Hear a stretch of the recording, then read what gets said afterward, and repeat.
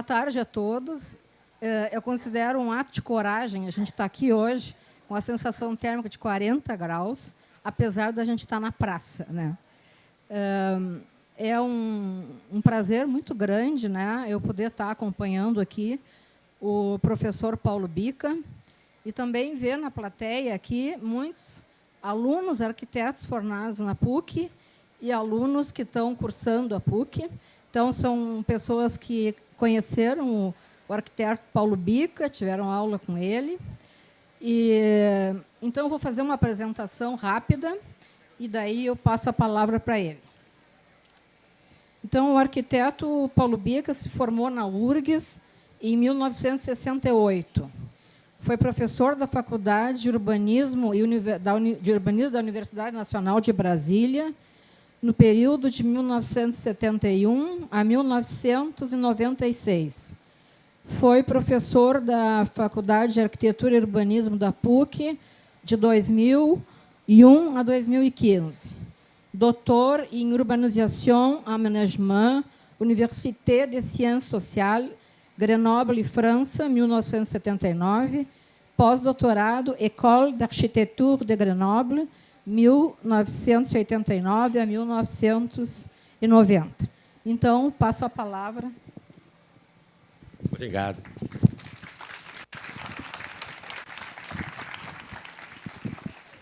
Muito obrigado pela presença de vocês. E, como já disse a Dalila, essa presença representa, antes de tudo, um ato de coragem, né? Estarmos aqui com esse calor, nessas circunstâncias bem adversas. E espero que tenha valido a pena, ou que, ao terminar a palestra, vocês possam, digamos, dizer, olha, valeu a pena, espero mesmo, farei tudo para que isso, né, aconteça. Enfim, tá? A minha palestra é uma palestra longa, mas eu vou, por isso, falar muito rápido para poder cobrir todo o conteúdo.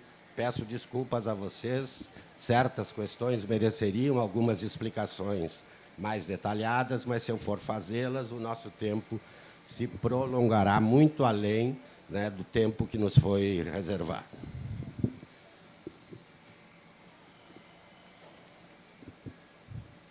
Essa palestra, como vocês já sabem, né, tem como nome Arquiteturas do Vazio. E esse nome me surgiu a partir do conhecimento do conteúdo da primeira Trienal de Arquitetura de Lisboa, ocorrida em 2007, e que tinha como título Vazios Urbanos. Essa é a capa do grande catálogo da exposição, um livro maravilhoso.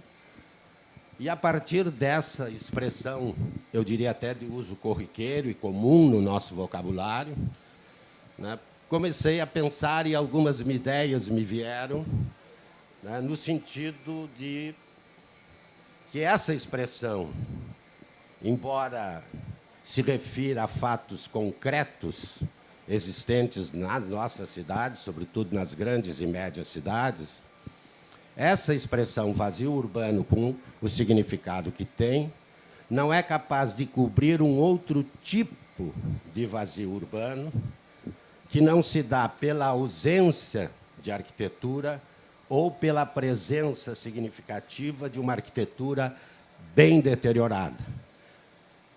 É um vazio urbano de outra natureza, que se configura a partir da existência de um determinado tipo de arquitetura que gera esse vazio. E ele não é decorrente, portanto, da ausência da arquitetura ou de uma arquitetura deteriorada, mas é decorrente da presença de um certo tipo de arquitetura que eu achei por bem denominar arquiteturas do vazio, ou seja, as arquiteturas que geram vazios urbanos. E não vazios urbanos que existem pela inexistência da arquitetura ou pela deterioração daquelas que lá existiam. Eu, até para segurança minha, eu costumo recorrer ao Jean-Pierre Vermin, quando ele diz, provavelmente alguns de vocês não vão conseguir ler ali, se referindo a um livro, e eu diria isso para uma palestra, ele diz, isso eu tirei desse livro dele. O que ele diz? O interesse de um livro, eu vou substituir o livro por palestra, não está somente nos resultados e ideias novas que ela traz, eu suponho que eu trago ideias novas. Ele se mede também pelo número de problemas que ele faz nascer, pelas reflexões e até mesmo pelas objeções que ele suscita. Então, eu não tenho dúvidas que a minha palestra vai gerar algumas objeções, dúvidas, enfim, e isso, né, se ocorrer, acho que é uma virtude da palestra, porque ela apenas não repete aquilo que, de certa forma, já é um consenso. Ela nos faz refletir, o que não quer dizer necessariamente concordar.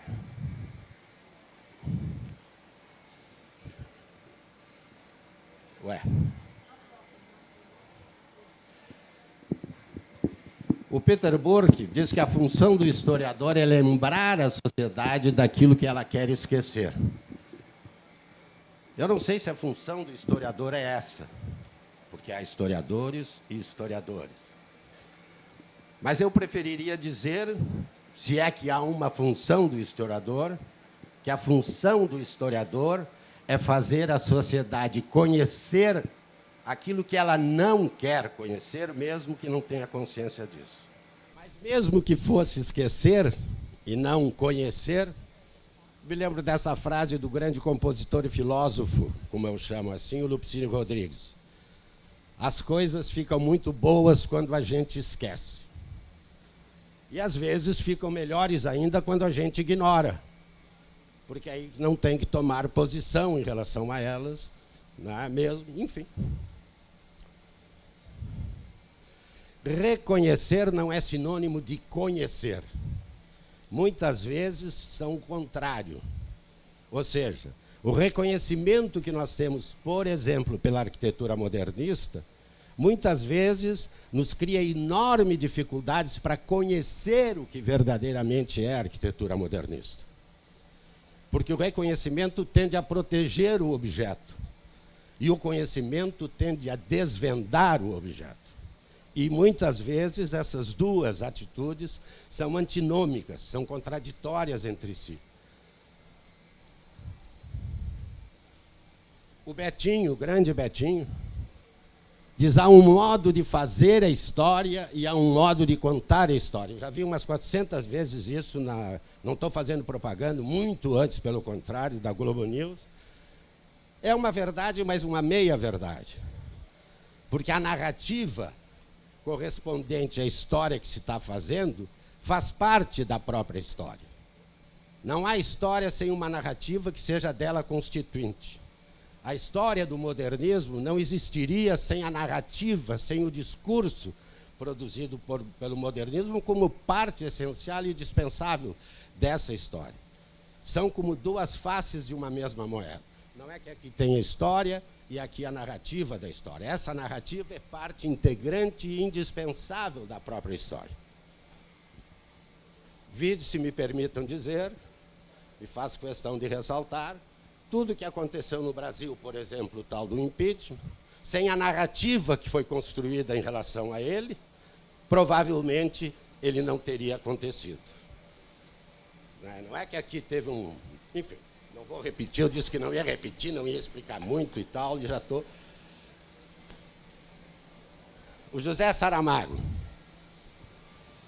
É preciso sair da ilha para ver a ilha. Nós não nos vemos se não saímos de nós. E, de certa forma, o que eu estou propondo a vocês é que saiamos um pouco da nossa condição de arquitetos para nos vermos, né, fora da nossa ilha e enxergarmos a nossa ilha, né, a nossa arquitetura. É preciso sair, no fundo, de nós para nos vermos. Não nos vemos se não saímos de nós. O Gessé de Souza, isso eu estou fazendo uma introdução, para ir, digamos, preparando, digamos, um pouco a cabeça de vocês, para que vocês façam uma leitura daquilo que eu vou mostrar à luz, digamos, dessas observações precedentes. O que diz o Gessé de Souza?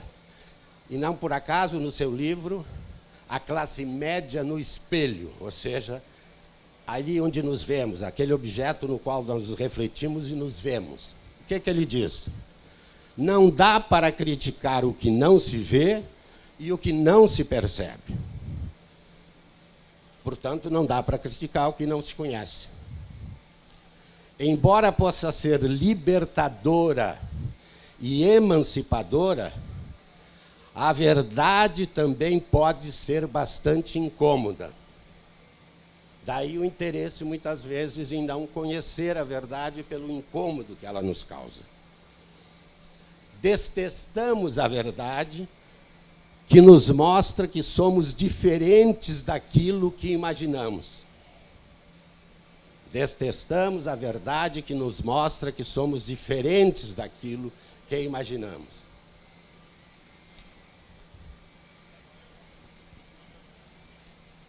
O Freud tem um conceito, que é o conceito de denegação, não vou ler tudo ali, e que ele diz que a denegação é um comportamento, uma atitude psíquica inconsciente de autodefesa que nós produzimos diante de algo que, evidentemente, é exterior a nós e que, de certa maneira, nos ameaça. Não necessariamente uma ameaça física, mas uma ameaça psíquica, uma ameaça de nos fazer conhecer algo que nós não queremos conhecer ou fazer com que nós nos reconheçamos de maneira distinta daquela que normalmente nós nos vemos. Isso ele chama de denegação, que não representa a negação da realidade, mas a ignorância daquela realidade que me causa desconforto, me causa incômodo. Então eu prefiro ignorá-la, denegá-la, e não negá-la efetivamente, transformando-a ou eliminando-a. Bom, tá difícil, gente. Me dá uma aguinha aí que eu já estou com a boca seca. Imagino vocês também. Arquiteturas do vazio. Nessas arquiteturas do vazio, eu me utilizo também, né, daquilo que está num pequeno ensaio do professor Silvio de Vasconcelos, já falecido, da Universidade de Minas Gerais. Um ensaio onde ele trata de arquitetura, espaço e matéria. E faz uma análise mais ou menos da história da arquitetura, mas no caso restrita à arquitetura das edificações, das distintas relações entre esses dois componentes de toda a arquitetura. Porque não há arquitetura sem espaço e não há arquitetura sem matéria. E ele reduz, digamos, o seu objeto de estudo aos edifícios. E eu ampliei, né, essa análise dele para a arquitetura das cidades. E nós veremos que é muito, mas não apenas, das relações entre espaço e matéria na arquitetura da cidade, não apenas, repito, que se vão constituir essas que eu chamo de arquiteturas do vazio.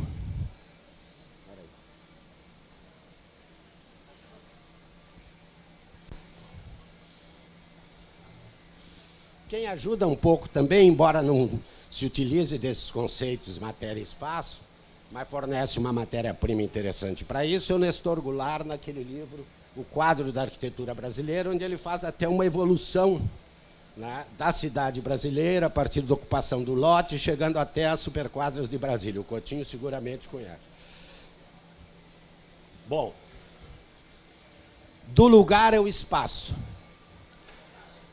A professora Françoise Chouet, em um artigo nesse livro, Leçon de la Ville, O Sentido da Cidade, ela faz essa seguinte observação que eu quero tomar como ponto de partida da nossa conversa. E ela chama, né, a passagem do lugar ao espaço. E o que ela diz? A cidade clássica, a partir do Renascimento italiano, pode ser considerada como uma primeira etapa dessa transformação, a passagem do lugar à cidade. A cidade começa a ser vivida como uma relação de distância. Guardem essa expressão distância, porque ela é muito importante para o meu conceito de arquiteturas do vazio. Aliás, no Renascimento se caracterizou por afastar, por distanciar, por separar coisas que até então estavam juntas. É uma característica do Renascimento e do capitalismo que ali nasce.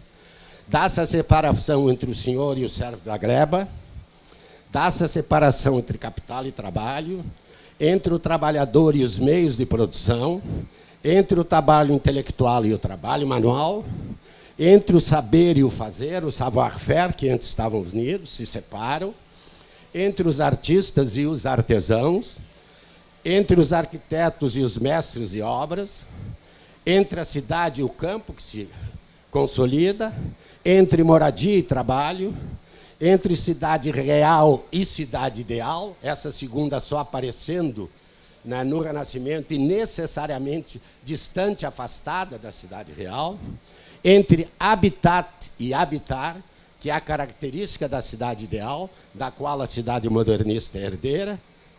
O que eu estou querendo dizer? Brasília é um exemplo. Primeiro se construiu o habitat e depois vieram habitar. As cidades tradicionais, o habitar e a construção do habitat se dão simultaneamente, como todas as cidades que surgem. Não é que primeiro se constrói a cidade e depois se habita. Vai se construindo a cidade na medida que nela já se está habitando. Não há essa separação entre habitat e habitar. A cidade ideal e a cidade modernista pressupunha necessariamente isso. O caso de Brasília. A separação entre a arquitetura, escultura e pintura, que estavam fundidas, digamos, na Idade Média. A pintura e a escultura eram caudatárias da arquitetura, elas pertenciam à arquitetura, elas não tinham autonomia, elas eram parte integrante, indissociáveis, inseparáveis. A separação da arquitetura e das artes. A escultura, no caso aqui, a escultura românica, ela faz parte do muro. Não é que tenhamos um muro e depois vem e se acrescenta nele uma escultura. A arquitetura e escultura são uma coisa só. Não há praticamente espaço entre a escultura e a arquitetura. Não há distanciamento entre elas. Já com o gótico, a escultura começa a se descolar, se separar, se distanciar do objeto arquitetônico estrito sensu. E começa a aparecer um espaço entre eles, uma distância entre eles. A escultura começa a se ver envolta por um espaço, coisa que na escultura românica não acontecia. Até chegarmos à condição do Renascimento, no qual a escultura não tem mais nada a ver com a arquitetura. E mais, essa escultura, que é o Davi do Miguel Ângelo, assim como o Rápido de Proserpina, do Bernini, não tem nada a ver mais com lugar nenhum. Elas não pertencem mais a um lugar como aquelas outras pertenciam. Elas estão apenas no espaço. Passa-se do lugar, né, onde está a escultura, para o espaço onde está a escultura. Totalmente envolta por espaço entre elas. A mesma coisa com a pintura. A pintura medieval é essencialmente uma pintura mural, a fresco, ligada, associada ao muro. Ou a um retábulo, mas isso não era o predominante, antes pelo contrário. Enquanto que, no Renascimento, aparece no Renascimento a pintura de cavalete. Condição para quê? Para que ela não tenha mais nenhuma relação com o lugar e exista apenas no espaço. E que possa ser colocada em qualquer parede, em qualquer lugar do mundo. Antes, não. E condição outra, para que a pintura possa se transformar numa mercadoria. Porque ninguém compraria um afresco a não ser levando a parede junto. Aqui não. Ponto. Estão dadas as condições para que a pintura se transforme numa mercadoria. E toda a mercadoria não tem mais lugar. Ninguém fabrica uma Coca-Cola para aquele lugar. Fabrica para ela poder ser consumida em qualquer lugar. A sua existência não é o lugar, mas é o espaço. Eu faço questão de chamar a atenção que aquela parte relativa à Idade Média, eu retirei desse livro do Scobelzini, André Scobelzini, intitulado Arte Feudal e Suas Disputas Sociais. Só que ele se atém ao período, digamos, medieval e, sobretudo, o período românico. Eu, pegando, digamos, o mote, pegando o método de análise dele, estendi isso, né, estou estendendo e cada vez mais aprofundando, para a análise, né, do Renascimento, utilizando desse método que ele utilizou para o período românico. Os antecedentes do urbanismo modernista são as cidades ideais renascentistas. Não tenhamos dúvidas disso. Né? Essas cidades que aí estão representadas, supostamente, né, pelo Piero de La Francesca, mas não. Sequer da escola dele era, não se sabe quem, mas antes achava que era do Piero de La Francesca, mas não é. Essas pinturas em perspectiva. Voltando a François Chouet, referindo-se à cidade ideal, sua organização é contaminada por aquela do espaço pictórico. Ela corresponde a uma análise do olhar, é qualquer coisa que a gente vê, como se visse de longe, não como qualquer coisa que nós estamos dentro dela. Em se estetizando, diz ela, tornando-se espetáculo, a cidade começa a ser vivida numa relação à distância. Me perdoem aqui os queridos e amados colegas de Brasília. Brasília é uma sociedade do espetáculo, uma cidade do espetáculo.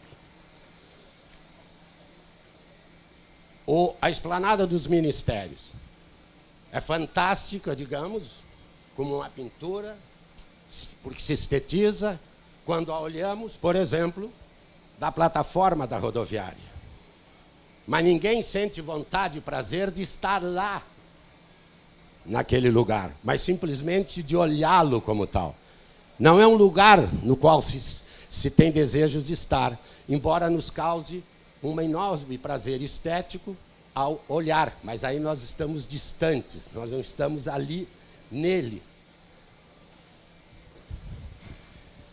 O Pedro Azara, num livro intitulado Castelos no Ar, Mito e Arquitetura no Ocidente, ele faz umas observações sobre essa arquitetura das cidades ideais e diz: as imagens renascentistas de cidades ideais mostram ruas retilíneas vazias, aí o nome vazio já aparece, planas, praças imensas e desertas, pelas quais ninguém passou, monumento da antiguidade e tal, enfim, vai dizendo. Vazias. Completamente diferente, né, dessa Piazza de Siena, Piazza del Campo em Siena. Né? Quando vemos essas imagens aqui, uma imagem da cidade ideal, e essas imagens das cidades reais medievais, né, gravura do Dosdá, que produziu isso para uma coletânea das chamadas Viagens Pitorescas do Barão Taylor, nesse gênero literário que aparece na Europa no final do século XIX, mas sobretudo no início do século XX. Lembre-se as Viagens Pitorescas do Debré no Brasil, é desse gênero literário chamado, nos mostra a cidade real, com cachorro, gado, tal, com vidas. Com problemas, sim. A vida tem problemas. Para eliminarmos os problemas que a vida traz, acabamos eliminando a vida. E aí só temos objetos, só temos praças, só temos objetos sólidos, enfim. Como diz o sociólogo e filósofo francês, né, o Jean Baudrillard, não nos esqueçamos que a Città Ideale é uma cidade deserta.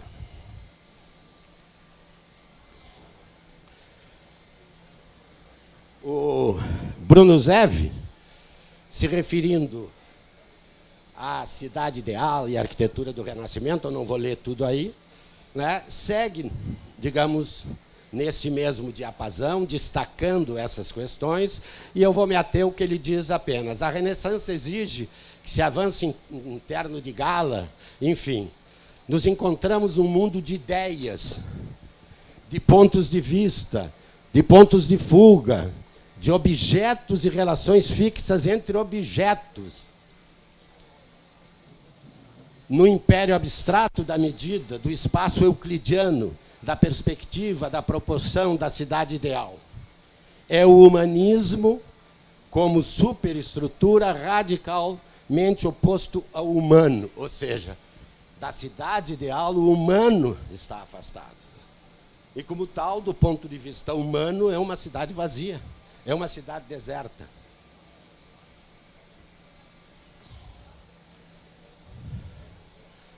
Aliás, não é por acaso que no Renascimento retomam-se as ideias vitruvianas, né, que antes já tinham sido, de certa maneira, expressas pelo Policleto, um escultor grego, né, o famoso cânon de Policleto, que definia medidas ideais para o corpo perfeito e belo.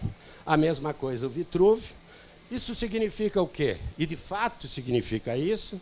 É abandonar-se o homem antropológico, um homem né, que é objeto de estudo, por exemplo, da antropologia cultural, pelo homem antropométrico, um homem que é visto, considerado e tratado apenas como medida, né, como uma coisa. Né, portanto, um homem antropométrico. Aliás, é esse mesmo homem... Opa! Ah, não, é o quê? É esse mesmo homem antropométrico que comparece também num escrito do Luca Pacioli, no Renascimento, intitulado A Divina Proporção, um dos textos básicos neste gênero no Renascimento, e que, de uma maneira mais sofisticada, alguns séculos depois, vai comparecer no Modulor do Le Corbusier, onde o homem é visto ali não como um homem cultural, um homem real, mas como um homem matemático, né, definido por uma série de medidas e relações entre medidas. Aliás, no livro Modulor do Le Corbusier, na sua introdução, ele mesmo diz que a ideia de escrever o Modulor surgiu de uma solicitação que lhe foi feita nos Estados Unidos, depois da Segunda Guerra Mundial, num colóquio que tinha como título A Divina Proporção. Era o título desse colóquio. E pediram a ele que escrevesse, digamos, uma divina proporção moderna. E ele assumiu, digamos, o compromisso, e daí nasceu o Modulor, como ele mesmo, né, explica na introdução do livro. A cidade ideal e modernista. Nas propostas urbanas introduzidas pela modernidade, nunca pareciam referir-se a cidades concretas, sempre a cidades ideais, matemáticas, euclidianas, enfim. E aí ele chama a atenção como exemplo essa proposta, né, do Cornélio Van Stern e Georges Pinot. O Cornélio Van Stern foi o principal urbanista do movimento de style, o neoplasticismo holandês, e essa é uma proposta que ele faz para Paris. Vejam você, né, um conjunto de sólidos geométricos, enfim, e tal, né, que não se refere a lugar nenhum, é algo que pode ser colocado no espaço, está no espaço, não está no lugar. Nesse livro Formas Urbanas, bastante conhecido e utilizado, me parece, no Brasil, né, eles dizem: a cidade radiante é um mito, assim como as cidades ideais do Renascimento europeu expressaram o repúdio à cidade, assim como as cidades ideais do Renascimento expressavam o repúdio às cidades da Idade Média, que consideravam desordenadas. A cidade radiante expressa o repúdio à cidade. E é interessante isso. Expressa o repúdio não é a cidade. Portanto, o que está propondo, do ponto de vista daqueles que escreveram o livro, é uma outra coisa, não é mais uma cidade. E eu acho que nós estamos cada vez mais construindo não cidades. E nós falamos muito em direito à cidade, acho que se tem que falar, mas para se ter direito à cidade é preciso que a cidade continue existindo enquanto cidade. Senão nós teremos direito sobre uma coisa que já não mais existe. Cidade Radiante não tem nome nem lugar. Ela não existe, é um esquema. O ponto culminante, dizem eles, do processo de desintegração do tecido urbano. Então, a desintegração do tecido urbano não se dá apenas pela presença desses vazios urbanos, de grandes áreas não construídas, ou por grandes áreas totalmente deterioradas. Não. Propostas como essas representam também, de uma maneira diferente, a desintegração do tecido urbano. A não mais cidade. A utopia corbusiana, lá, cidade contemporânea. Vejam essas imagens. São autopistas, carros, enfim, não se vê pessoas. São imagens que nem as imagens da cidade renascentista, vazias. Só objetos. O Plan Voisin, famoso Plan Voisin, aí ele dizia, as novas construções não cobrirão além de 5% da superfície do solo. Os outros 95%, diz ele ali, serão destinados aos automóveis. Então, o que nós temos nessa cidade? Edifícios, pessoas dentro dos edifícios, e 95% da cidade destinada aos automóveis. É ou não é uma cidade? É ou não é uma arquitetura do vazio? Evidente que é. E não pouco. São arquiteturas do vazio. E não pela ausência de construção. E não pela presença de arquiteturas deterioradas. Mas pela presença desse tipo de arquitetura. Essa imagem aí. E aqui eu gosto sempre de lembrar um pouco Marx, né, quando ele diz: a desvalorização do mundo humano cresce em razão direta da valorização do mundo das coisas. Isso quer dizer, quando Le Corbusier diz a arquitetura é o jogo sábio, correto e magnífico dos volumes expostos sobre a luz, eu estou valorizando a coisa, o volume, o objeto, e desprezando, no caso, totalmente o humano, né, em relação a essa arquitetura. Essa imagem aqui, eu gosto de ter essa imagem, que é a mão do Le Corbusier, né, e ali o Plan Voisin. E eu olhava essa imagem, esse troço me lembra alguma coisa. Aí eu fui ver lá, o que me lembra? Me lembra lá a Capela Sistina Miguel Ângelo, né, o Criador e a criatura, né? E aqui também a mão do Le Corbusier, meio ali o Criador e a criatura. Né? E vejam só, isso não é irrelevante, o Criador não toca na criatura. Os dedinhos chegam próximo, mas não toca. A criatura não nasce da mão do Criador. Da mesma maneira que essa arquitetura aqui não nasceria da mão, mas da ideia, do espírito, enfim, né, no caso do Le Corbusier.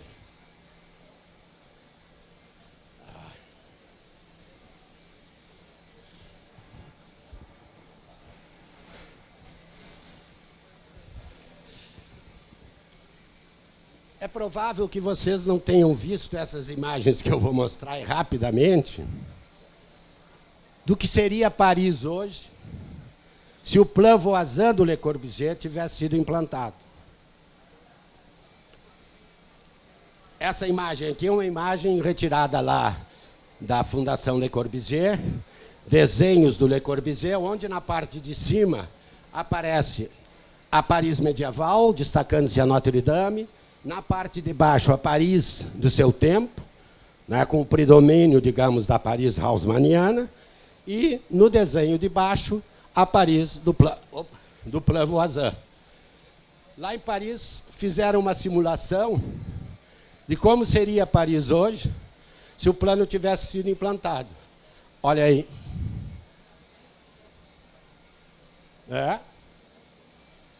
E agora, ó, olha o Sena ali, ó, e Paris. O Louvre ali, ó, e atrás. Que tal, né? Olha, mas que tal, tchê? Olha ali, ó, olha o Louvre e depois atrás do Louvre isso. Deus me livre, né, disso aí, né?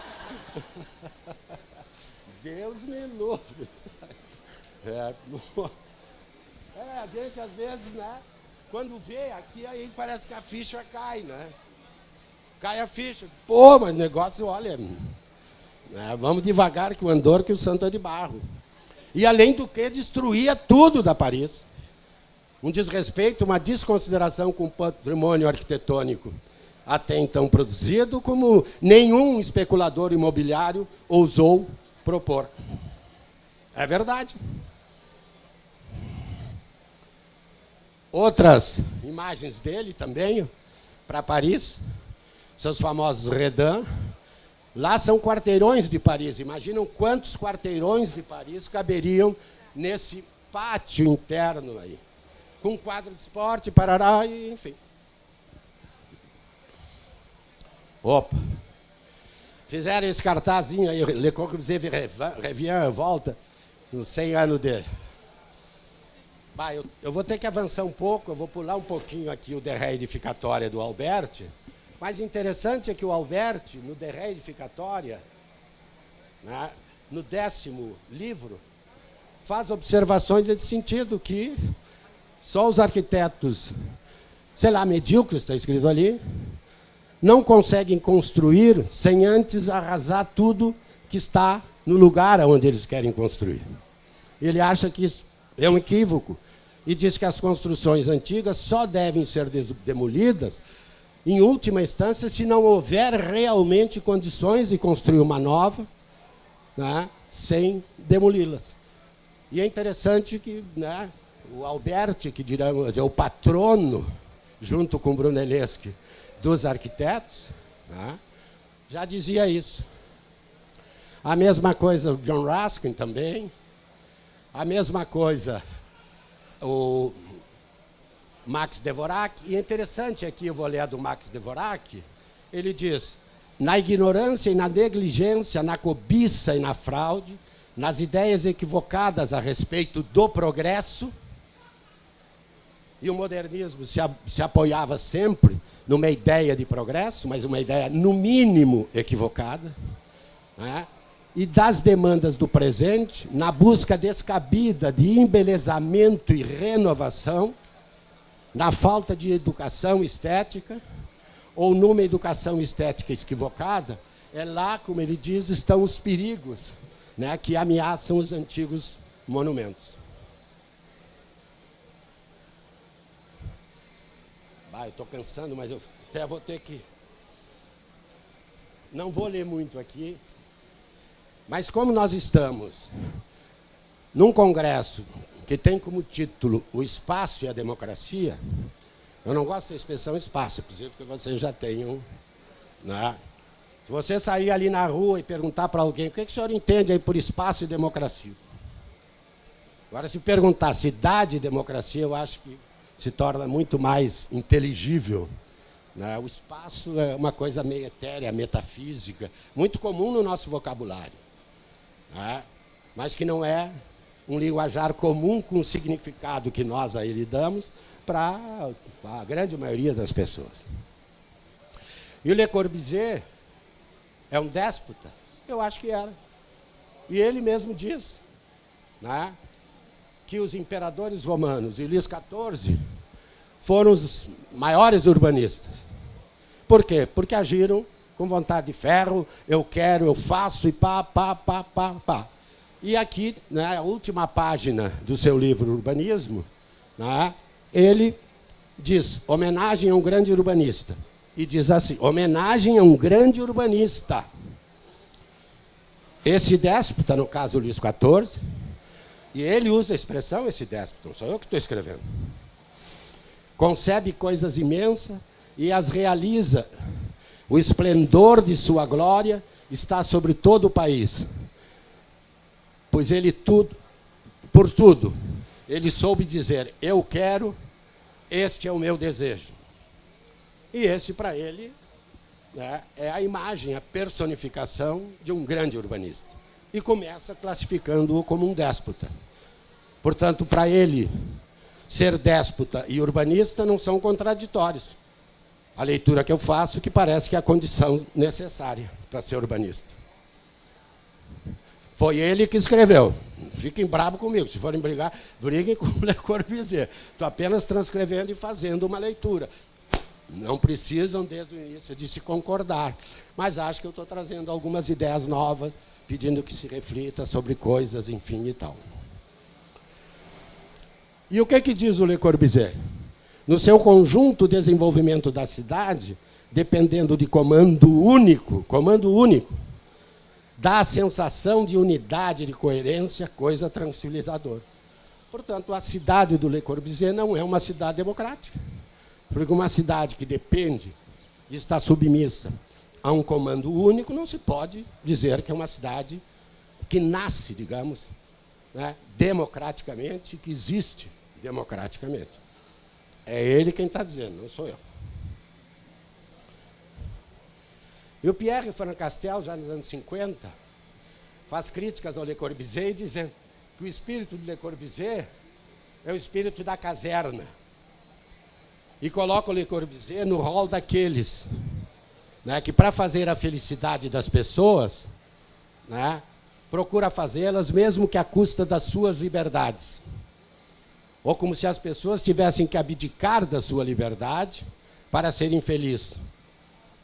Felicidade essa que o urbanista, o arquiteto, lhes traria por meio de um projeto, de um comando único.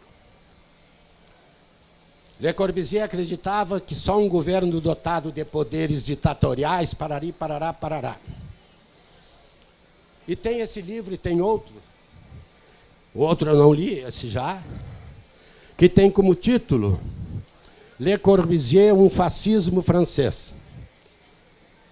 É um belo livro, que mostra as relações do Le Corbusier com o fascismo francês. A partir de uma leitura documental das cartas do Le Corbusier para a mãe dele, as cartas do Le Corbusier para outras pessoas, enfim. Né? Eu vou parar 1 minuto só para tomar uma água, porque...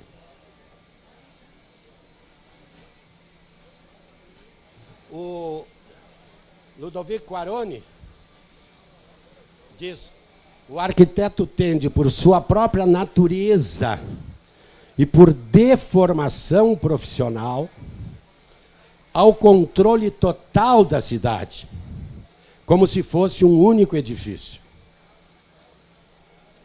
Aqui, eu diria, se controlarmos o arquiteto, tiver para um edifício, tudo bem. Agora, querer controlar a arquitetura da cidade como um grande e único edifício, há uma diferença que não é apenas de escala. E por que o modernismo, desde o seu nascedouro, colocou-se fortemente contra o ecletismo? Todos nós sabemos. E não apenas o ecletismo nasce de... se fosse outra coisa era melhor, mas não dá agora aqui não. Já estou tremendo aqui, ó. Pode, por quê? Porque um edifício, uma casa e tal, pode ser projetada por uma pessoa. Agora, a cidade é necessariamente eclética.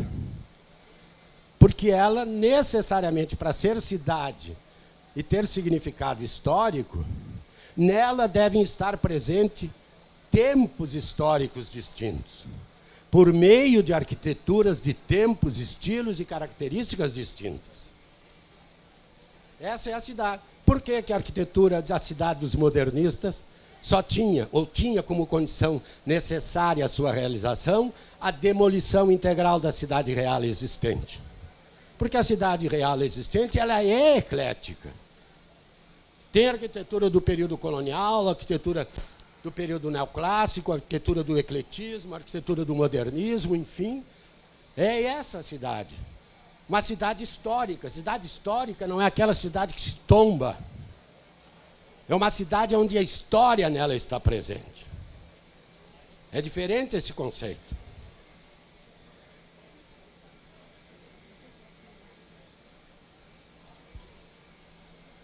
E para quê? Substitui a cidade histórica para propor aquelas arquiteturas do vazio. Eu vou sentar um pouquinho. Ai. O racionalismo de Le Corbusier é cartesiano, diz o Júlio Carlos Argan. Não vou tentar aqui, mas só o iniciozinho já diz lá. Não existe tanta perfeição nas obras formadas de várias peças como a cidade real. É formada de obras de várias peças distintas e feitas pelas mãos de diversos mestres, como naquelas em que só um trabalhou. E aí ele continua. Ah, maravilha, Campelinho. Obrigado. Está aí esse teu livro?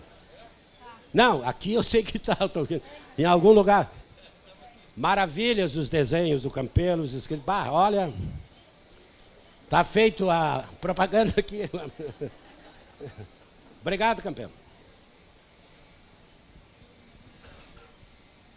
E quando eu leio essas coisas da cidade, né, de comando único, só um projetou, eu me dou conta como nós temos uma profunda tendência narcisista. E se, metaforicamente, comparássemos a cidade com um espelho, nós só admitimos que nesse espelho, tão somente a nossa imagem esteja ali. E por isso que o Narciso acha feio o que não é espelho, mas também acha feio aquele espelho onde não só ele está refletido.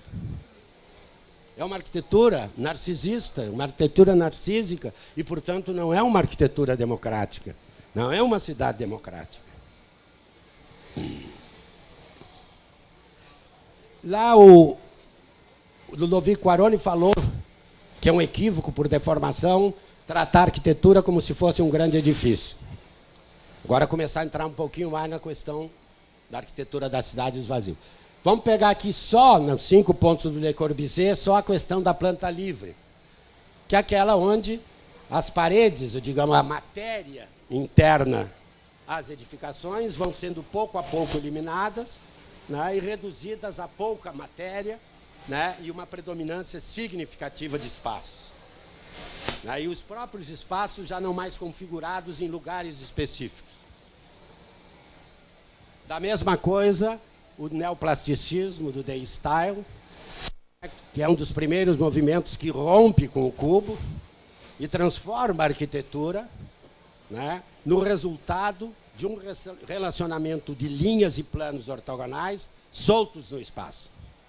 E não mais o cubo bem, digamos, configurado, bem delimitado, enfim. Como essa casa, a Casa Schroeder, do Rietville, né, onde praticamente, digamos, o espaço é um espaço contínuo, né, e, sobretudo, esse grande exemplo, que é o pavilhão do Mies van der Rohe, da exposição de Barcelona, onde a matéria praticamente desaparece em nome de um espaço quase que infinito, não configurado, extensivo. Na arquitetura, eu acho que isso pode funcionar. Agora, quando nós... a mesma coisa, por exemplo, a cadeira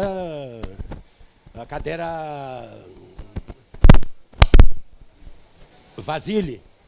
A cadeira Vasile, projeto do Marcel Breuer, o designer da Bauhaus, enfim e tal, que também, se vocês olharem ali, né, é uma cadeira constituída de planos soltos e de um espaço indefinido,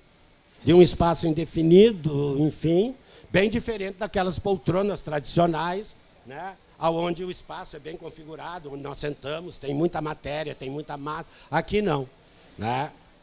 É um somatório de linhas e planos soltos no espaço. Mas quando nós levamos para a arquitetura da cidade, né, como esse plano Mo do Le Corbusier, aí começam as coisas a se complicarem. Porque aí não é mais um plano aqui, distante 4 metros de outro aqui. Não. Aí é um plano aqui, distante 400 metros do outro. Aí essa mudança de escala, de dimensão, de quantidade, como já diz a dialética, significa, sem dúvida, uma expressiva mudança de qualidade.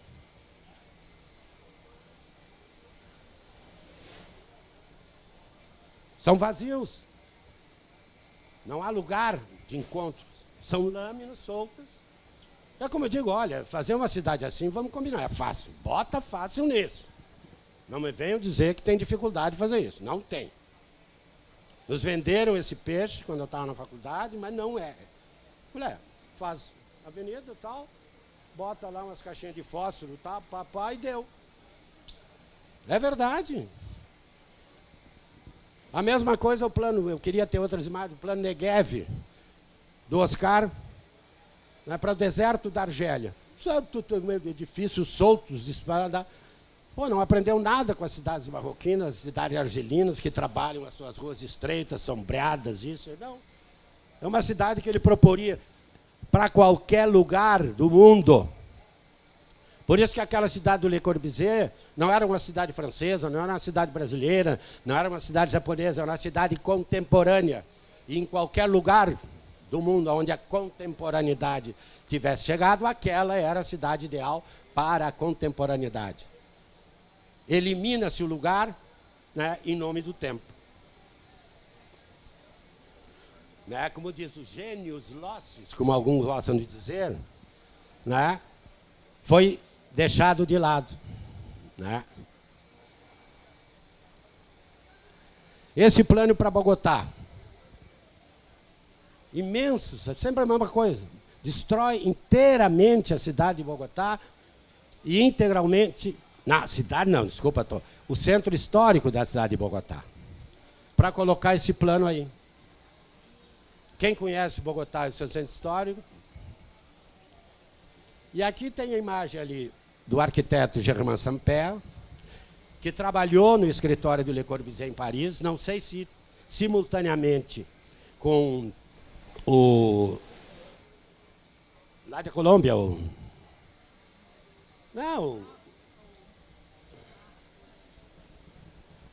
arquiteto da Colômbia, que trabalha tijolo maravilhosamente bem, o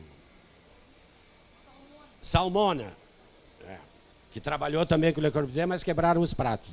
Até, e fez bem, né? Fez bem o Salmona. Né? Ali o Samper dando risada. Tia. Iam destruir toda a sua cidade. E ele rindo ali. Pô, olha, eu digo, é quase um sadomasoquismo, né? Isso aí. Quero.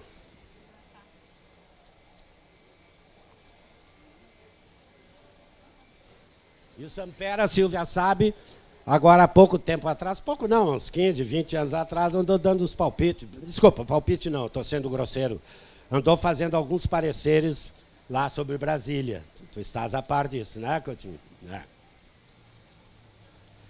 Isso começou já lá em 27 na Alemanha, né, essas coisas de ir desconstituindo a cidade, e a cidade começa a se transformar num somatório de prédios soltos. Né? Esse aí, esse outro aí. Aí, olha aí. Os prédios não se conectam, as empenas voltadas para, entre aspas, ruas, porque já deixaram de ser ruas, passaram a ser vias. Aliás, é muito sintomático que nos planos diretores não se utiliza mais a expressão arruamento, mas sistema viário. Porque elas deixaram de ser ruas. Rua não é uma via, uma estrada é uma via também. Por isso que se chamam de vias. Rua é outra coisa. E é evidente, você sabe que o modernismo teve como uma, digamos, dos seus alvos, né, a rua. Destruir a rua era possível, portanto, eliminar a rua, substituindo-a por vias. Por isso que não se fala mais em ruas, arruamentos e tal, como se falavam nos planos diretores, inclusive de Porto Alegre, nos anos 40, lá, naquele do Loureiro e tal, lá. Agora é via. Aí tem esse prédio do Le Corbusier lá. Esses outros projetos de pós-guerra, né, Durandera Lussat, um importante arquiteto francês, muito desconhecido, todos eles ficaram, digamos, na sombra, né, da importância de Le Corbusier. Essa imagem é uma imagem muito significativa, né, desse vazio. Não há lugar de encontro, uma senhora ali. Outros planos dele, que não se conectam em nada com a cidade real.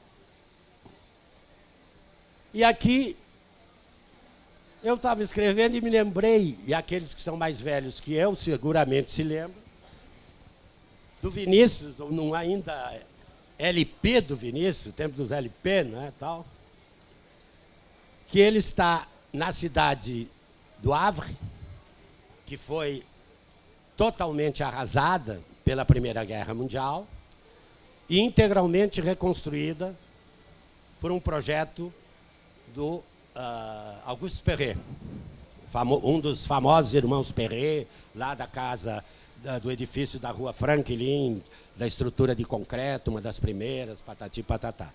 Aliás, é bom que se diga que o Le Corbusier só projetou Chandigarh porque, primeiro, o Auguste Perret, que estava projetando o Havre, não aceitou o convite, né, porque já estava com esse compromisso. E, em segundo lugar, porque o casal de arquitetos americanos, que foi o primeiro que assentou o convite, já tinha feito até um plano inicial, morreu o casal num desastre de avião. Só aí o Le Corbusier, então, foi chamado para fazer o plano de Chandigarh. Mas o que diz o Vinícius de Moraes? Referindo assim, Tonzinho e tal, Tonzinho, como ele tratava, o Tom Jobim, ele. Aqui estou escrevendo cartas que nunca mando. E aí começa a carta que ele nunca mandou para o Tonzinho, Porto do Havre, 7 de setembro. Tonzinho querido, estou aqui num quarto de hotel que dá para uma praça, que dá para toda a solidão do mundo. Aí eu me preocupo, vou lá ver. Seguramente, ou pelo menos imagino, a probabilidade de ser nessa enorme praça, né, do projeto do Auguste Perret. Estou aqui num quarto de hotel que dá para uma praça, que dá para toda a solidão do mundo. Bom, o Le Corbusier vai desconfigurando, vai destruindo a cidade, e nesses 3 estabelecimentos começa a propor isso aí, que se alguém chamar de cidade, me desculpa, né, que são conjuntos assim, totalmente aleatórios, né, de prédios, né, os Redans, os seus prédios em Y, a sua... como é a casa, como é a Maison, lá que tem em Marseille. Bom, vai aparecer, aí tá, a unidade de habitação, que eram ir colocando esses prédios assim soltos e pá, né? Aqui, ó, essa é uma imagem aqui embaixo, à esquerda, e aí eu me dei conta que no fundo o que ele estava propondo não era nada de moderno, era retroceder ao pré-cidade. Só que antes eram pequenas casas, com trajetos, né, de terra, mas uma casa aqui, outra ali, outra aqui, outra lá. Agora não, nós teríamos autopistas com grandes edificações. Mas não mais cidade, e aquela ali, à direita, ainda não cidade. Mas parece que chegavam num ponto de convergência, da desestruturação do urbano, da negação do urbano, da negação, né, em última instância, da arquitetura da cidade, em nome de uma outra arquitetura que não é cidade. E ele dizia, a cidade que dispõe de velocidade dispõe de sucesso. Carro, carro.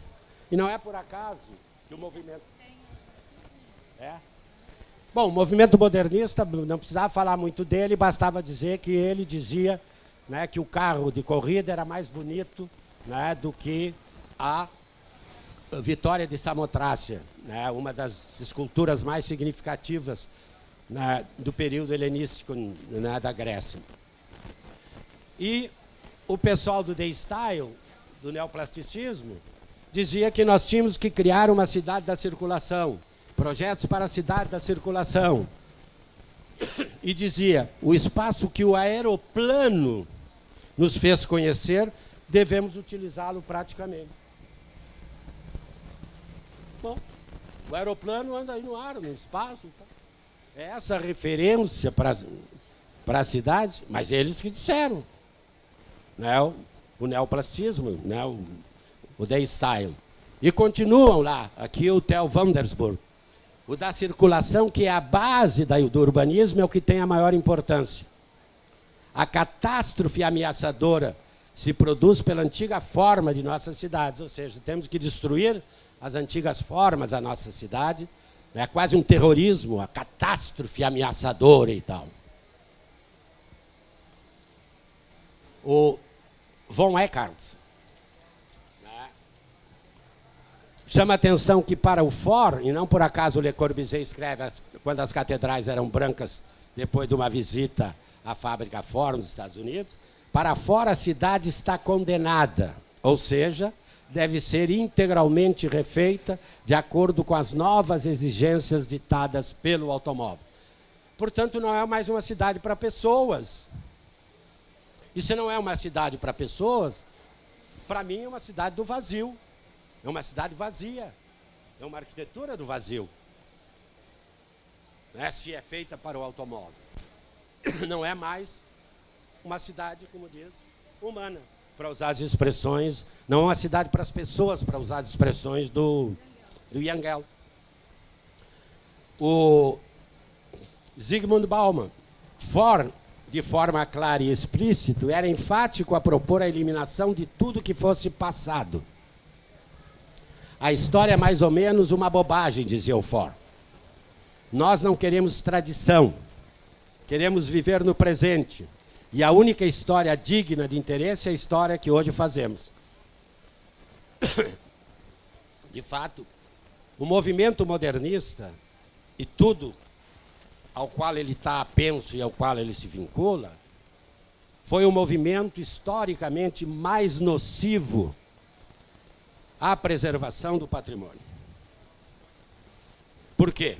Porque ele tinha como base conceitual e prática para sua implantação a destruição de tudo que era passado. Tanto que ele se chama movimento modernista, coisa que nem o outro movimento, o Renascimento, chamava-se Renascimento. Ele não se apresentava, embora de fato o fosse, como um antimedievalismo explícito, só nos discursos. Mas o seu objetivo, em princípio, ou pelo menos no discurso, era resgatar o passado clássico, né, greco-romano, no caso, né, sobretudo romano. O modernismo se caracteriza como moderno ante o passado. O Guy Debord, já no início dos anos 60, nesse livro, A Sociedade do Espetáculo, ele diz que o momento presente é já o da autodestruição do meio urbano. O momento presente é o já da autodestruição do meio urbano. O rebentar da cidade sobre os campos, recobertos de massas informes de resíduos urbanos. Essa expressão ele toma emprestado do Lewis Mumford, como ele mesmo ali acentua. A ditadura do automóvel, produto piloto, né, da fase de abundância mercantil, inscreveu-se no território com a dominação da autoestrada, que desloca os antigos centros e exige uma dispersão, um afastamento, né, cada vez maior. É claro, e nós vemos aqui, quando se abre uma perimetral e que se afasta, aquele espaço é um espaço praticamente, não é um espaço utilizado humanamente. Porque ele foi pensado para o automóvel. As avenidas cada vez mais largas, temos que ter cada vez mais espaço para a circulação e cada vez menos lugar para as pessoas.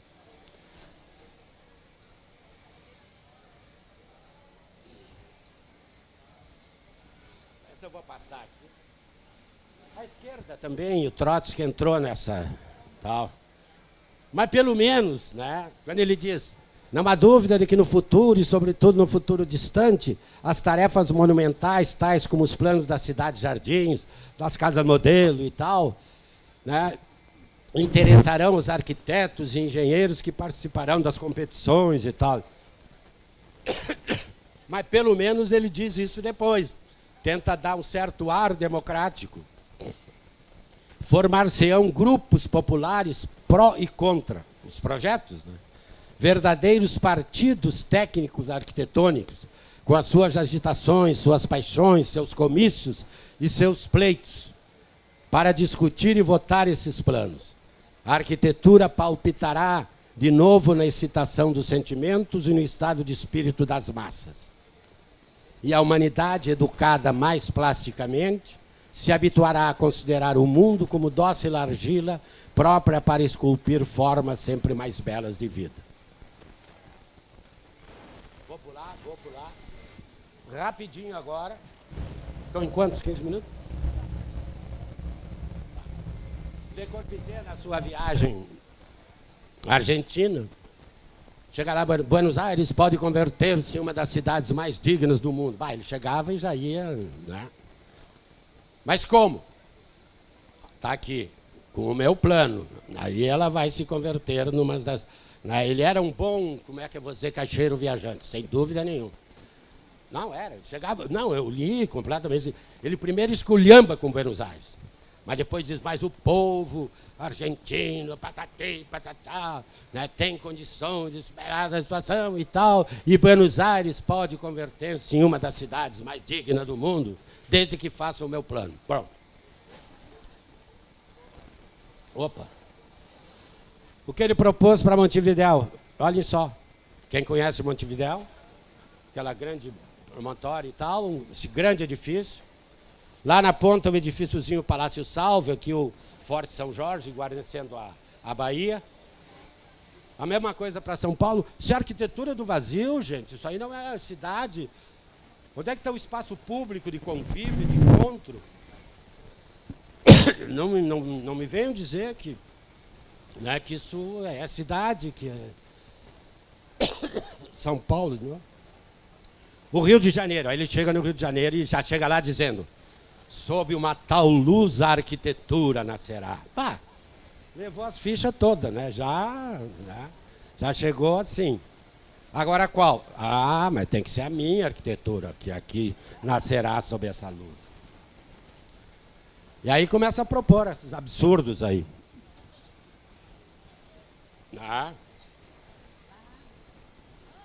Projeto Le Corbusier. Para o Rio. Imagine se o Rio fosse isso. Quem é que iria no Rio de Janeiro? Quem é que iria a Paris, se Paris fosse o plano Voisin? Vamos combinar, né? Olha aí. Olha lá, vem de lá. Aí, ó, quarto projeto. Não, essa aqui é boa. Na viagem para a Argentina, o Le Corbusier encontrou no navio essa, que era uma artista famosa à época, Josephine Baker, e teve um caso com ela. Tá? E eu me lembro que eu, quando criança, vejam vocês, lá em Alegrete eu ouvia falar da Josephine Baker, imagine só. Aliás, eu desconfio que ela só ficou famosa depois que se consagrou em Alegrete. Eu tenho essa leve impressão, né? Mas não posso afirmar. Né? Seria muito bairrismo meu. Né? E aí eu fui procurar um pouco as imagens, até para conhecer um pouquinho mais. E encontrei essa imagem aqui da Josefina, à direita, a imagem da direita, ela está lá na esquerda. E aí, digo, uma brincadeira, fiquei me imaginando assim, né, a Josephine Baker dizendo, Olha aí, galera, eu e o Le Corbusier, né? Aqui, ó. Pô, Filipinho tá aí? Filipinho, ele ainda teve tempo durante a viagem para preparar as conferências dele, Filipinho. O que é que tu acha? Vai gostar de arquitetura assim, né? Pá, tá louco. Não, e teve um caso aí, o desenho dele com ela num cartão do navio. E até depois no Rio, lá no Museu Mar, teve uma exposição, né? Um affaire carioca, ele, ela e tal, enfim. Uns grandes discípulos do Le Corbusier. A Carme Portinho, que foi a primeira mulher engenheira, depois foi fazer um curso na Inglaterra de habitação e tal, e voltou e criou a Secretaria de Habitação no Rio de Janeiro. Tendo ido trabalhar com ela o Afonso Eduardo Redi, casaram-se depois, né? E ela propunha para Brasília, né, antes do concurso, essa cidade aqui, e ela mesma dizia que era igual a Vila Radiese. Ela dizia. Só aonde na Vila Radiese tem os prédios de escritórios, enfim, na Vila Brasília teriam os prédios administrativos. E sobre a Vila Radiese já conversamos um pouco antes. O Afonso Eduardo Redi. Né? Aqui tem o plano Sandier do Le Corbusier, que para mim serviu de inspiração para o Redi, para a sua proposta para o Centro Cívico, Centro Administrativo do Rio de Janeiro, que não foi executado, mas o seu espírito, eu diria, permaneceu e se expressa naquilo que está lá, embora de qualidade talvez ainda pior, né? Mas lá está o plano, lá em cima Sandier, aqui o plano Centro Cívico, foi usado como referência o Centro Cívico do Rio para uma proposta do Centro. Não sei se conhecias, Coutinho, do Moreira, Jorge Moreira, né, destruía tudo. Ó. Aqui, opa! Bom, e lá no Rio começar, ó, essa aí é a modernização do Rio de Janeiro, né? Arquiteturas do vazio, não há nada, absolutamente nada, são prédios soltos. Ó, não se vê gente, quase. Isso eu tirei essas fotos numa sexta-feira, ali pelas 3 horas da tarde. Olha aí. Ó. Ah, Lapa, isso eu encontrei num Face lá e botei. Ah, Lapa, que fizeram de ti? E aqui está o projeto do Afonso Eduardo Redi, conhecido, lá para o conjunto Pedregulho, que outra coisa não é do que propor uma pequena fração, é verdade, daquilo que o Le Corbusier já havia proposto naqueles projetos que eu mostrei a vocês. Se continua, vai, enfim.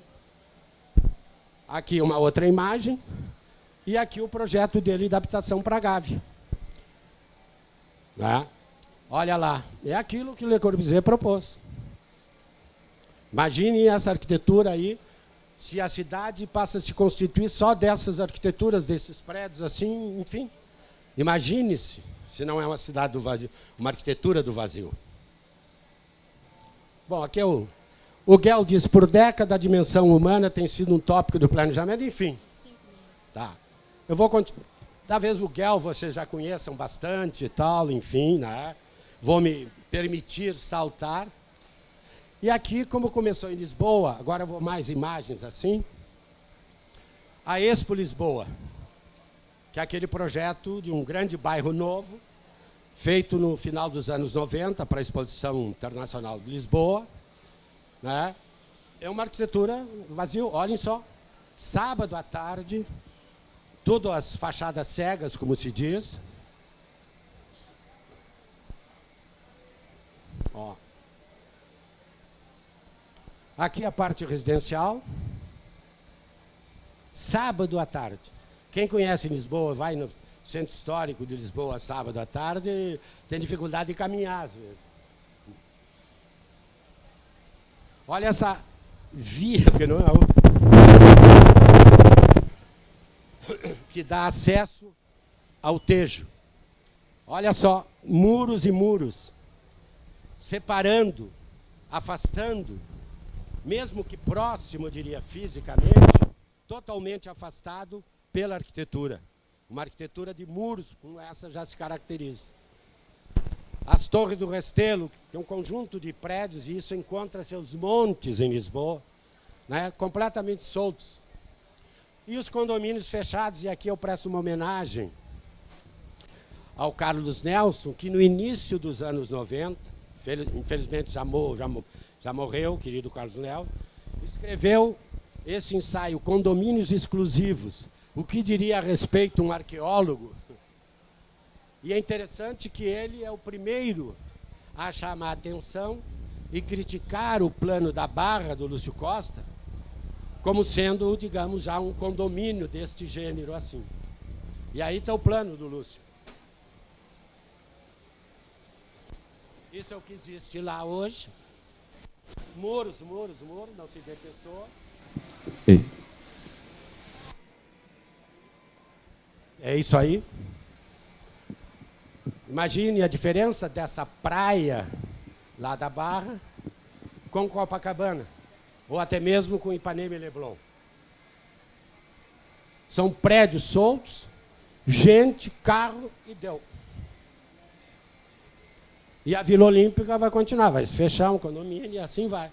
Aqui em Porto Alegre, olha só, embaixo aí, prédios de escritórios, enfim, de serviços, soltos, com vias na frente. Aqui a parte administrativa aqui de Porto Alegre, administrativa federal. Aí, aqui o malfadado TRF4. Aí, os prédios. Arquitetura e segregação. Tem esse livro da Caldeira, como é a Teresa Caldeira, né? É, a Teresa Caldeira, que ela chama atenção para aquilo que ela denomina de enclaves fortificados, que são esses enclaves fechados, cerrados, que estão surgindo na cidade de São Paulo, como um novo tipo de ocupação urbana, um novo tipo de segregação ainda mais acentuado.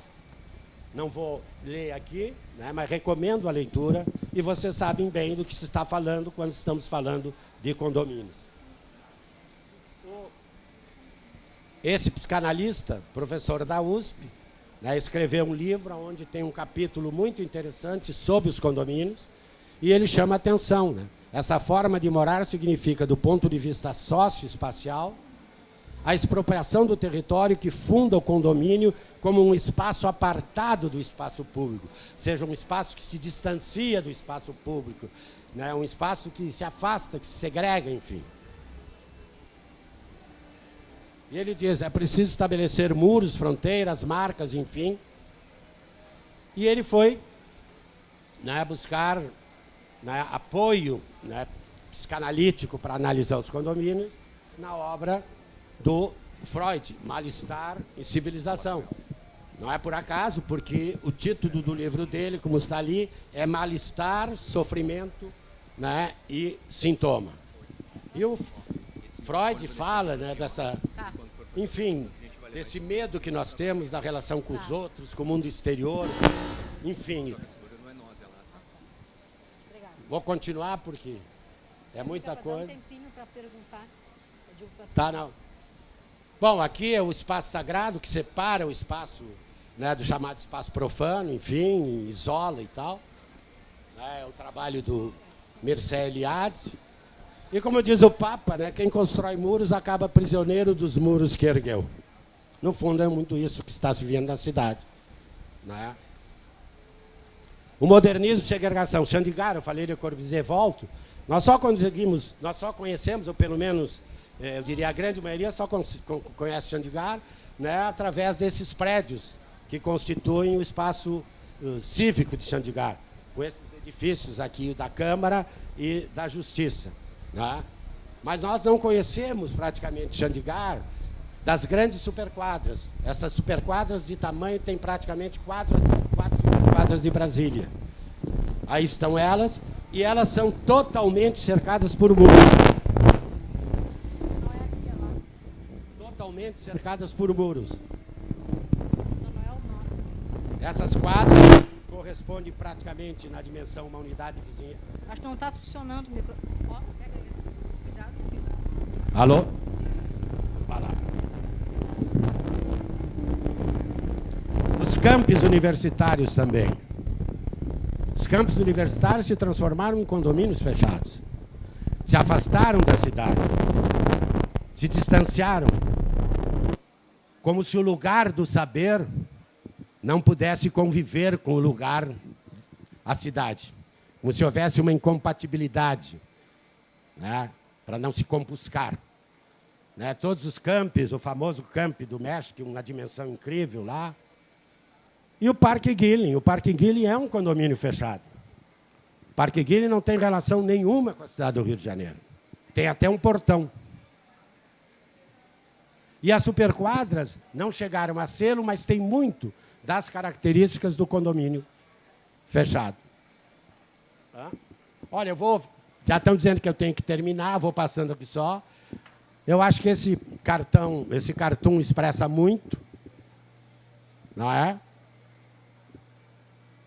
As pessoas ali destruindo o coletivo para criar cada um o seu barquinho, o seu individual, né? Às custas do coletivo.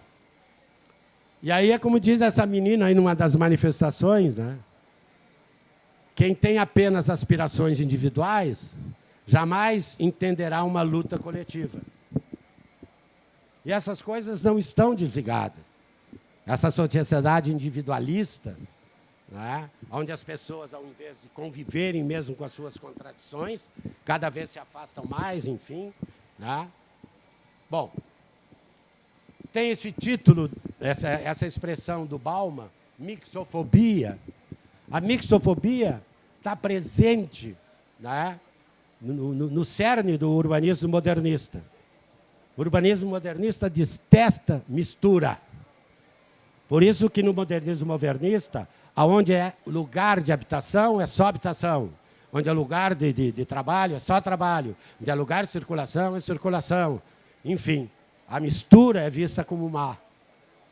Portanto, o afastamento, o distanciamento, a separação das coisas é vista como boa. Bom, eu tinha muito ainda. Bom,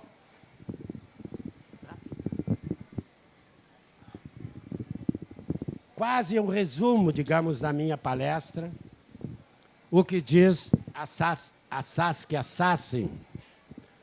Os espaços públicos continuam a ser uma característica fundamental das cidades. Sem eles, o terreno apenas denso e altamente construído não é uma cidade. Podemos ver isso quando há uma vasta faixa de edifícios residenciais ou comerciais altos. Esses espaços não são cidades, são apenas um terreno densamente construído. Isso acontece mais e mais e é uma tendência que ajuda a desurbanizar as cidades. Eu quero ir até... Isso aqui também não é alternativo, eu ia mostrar a vocês, também não é alternativo. Eu diria, se um outro mundo é necessário e possível, uma outra cidade também. Né? Uma cidade real, uma cidade para todos, enfim.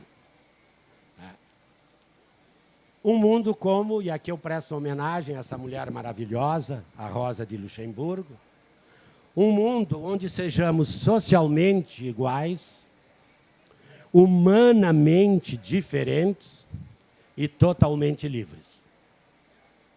Um mundo onde sejamos socialmente iguais, mas humanamente diferentes e totalmente livres. Eu sei que isso é difícil, mas nos inspiremos um pouco nessa frase do Fernando Pessoa. Tudo vale a pena quando a alma não é pequena.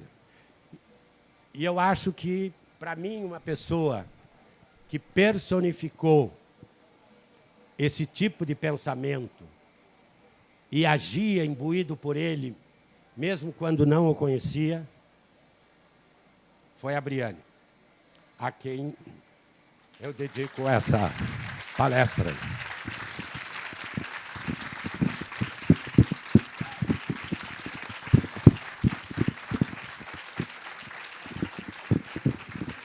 Eu queria só assim parabenizar o meu colega Bica pelo brilhantismo da forma com que ele interpreta e traz essa questão, né, da cidade vazia e também, né, pela cultura, pela história que ele nos apresentou. Acho que foi uma aula. E dizer que esse congresso está todo tendo uma coerência. Eu ontem assisti, né, o Weiner, e que eu acho que tem tudo a ver com o que o Bica está colocando aqui, né? Onde ele nos traz, assim, todos nós sabemos e tratamos na faculdade desses vazios urbanos que estão aí para possibilitar uma reinvenção da cidade. E o Bica trouxe uma coisa, vou me permitir ler, que são vazios decorrentes não da ausência, mas da presença de certas arquiteturas, que elas estabelecem uma visão, aliás, uma relação de distância, né? Que eu diria que essa relação de distância que a gente viu na Barra, que a gente viu ali perto da Lapa e nos demais exemplos que o professor Bica trouxe por último, ela significa a negação da condição da cidade enquanto construção social da coletividade. E eu me permito ler aqui uma frase do Carlos Weiner, ontem, onde ele diz, né, que a destruição da cidade é a destruição da capacidade de pensar no futuro diferente do presente.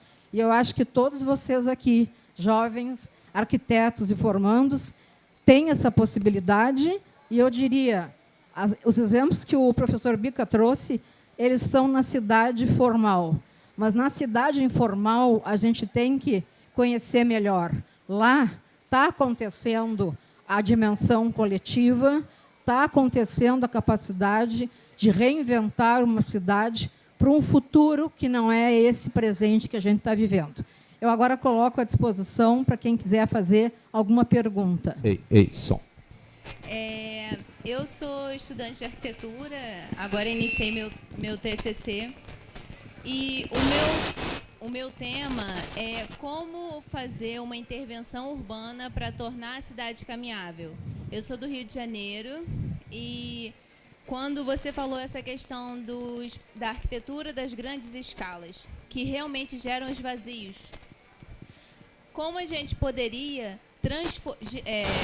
transformar esses vazios em espaços de encontros? Talvez tirar dessa questão negativa, trazer algo positivo de uso comum para toda a população, para toda a cidade. Acho que é isso. Eu acho que, eu diria, sobretudo, né, é procurar aprender com aquilo que tu não queres fazer, portanto, aprender é conhecer, né? E conhecer e aprender com aquilo que, de determinada maneira, poderiam servir como referências para ti, né?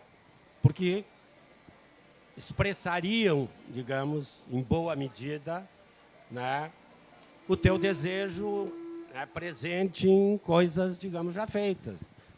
Aí eu acho, claro, de pegar um livro como o do Guel, pegar tantos outros que estão trabalhando esses aspectos, e não apenas ele, eu estou citando, não, ali não é uma Bíblia, eu suponho que eles te ajudarão bastante, né, nessa tua caminhada. É claro que jamais se sugeriria estudar a Carta de Atenas, porque aí tu não, eu acho que daí não sai, pelo menos o que tu estás querendo. Então, eu sei que eu estou simplificando, mas não é, olha, está aqui, ali. E isso depende de cada circunstância, depende do lugar também. Eu estaria negando muito do que eu disse se tivesse, né, eu estivesse substituindo um modelo não modernista por um outro modelo. Não, eu não acho que seja isso, né? Aí é que vem a capacidade, é que nem perguntar como é que eu projeto uma habitação que seja acolhedora, aconchegante, né, que, enfim, né, e não seja apenas um monumento, por exemplo. Tem 500 alternativas. Né? Desculpa se eu não satisfaço com a resposta, mas... Tem mais? Passa o microfone para ela. Então, eita, desculpa. Então, eu sou estudante de arquitetura também, daqui da região metropolitana, e eu acho que a minha pergunta até é bem parecida com a da minha colega aqui atrás. Eu queria saber se tu acha que esse processo de cidades já consolidadas, de cidades vazias, se ele é reversível, se ele tem casos onde ele é irreversível, ou se sim, se ele pode ser contornado, como é que é o papel do arquiteto urbanista nessa reversão? Irreversível, eu acho que não é. Enfim, sei que fazer uma bobagem, acho que irreversível só a morte, né? Mas que, de fato, esse processo, né, que eu descrevi, e poderia tê-lo descrito mais detalhadamente para a contemporaneidade, infelizmente, por culpa minha, né, o tempo não foi suficiente, é um processo muito forte. E ele tem razões, causas, né, as mais variadas e que se somam. Sejam causas, digamos, razões econômicas, né, sejam razões de ordem social, né, enfim, né, que é um pouco aquilo, né, que quem não só pensa na sua individualidade não consegue admitir um coletivo. O coletivo passa sempre a ser, digamos, um estorvo, um perigo, né, porque o coletivo, de fato, nega a minha individualidade da maneira como essa individualidade do individualista, né, comparece.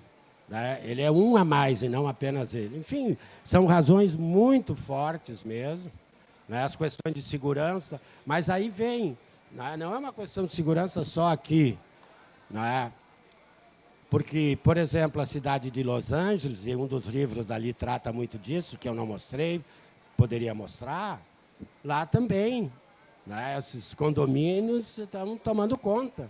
E quem conhece um pouco aquelas cidades de Houston, Texas, Los Angeles e tal, da chamada Rota do Sol, né, do sul dos Estados Unidos, né, hoje está se caracterizando como lá se implantando, né, a cidade que corresponde, digamos, a um neoliberalismo econômico de uma maneira muito clara, com um processo de desurbanização.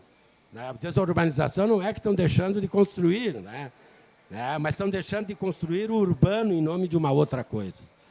Né? E muito forte lá.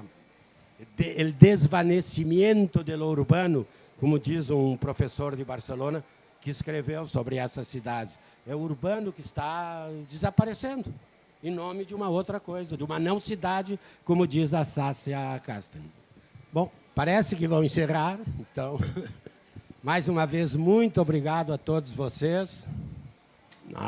Muito obrigado mesmo. Um forte abraço.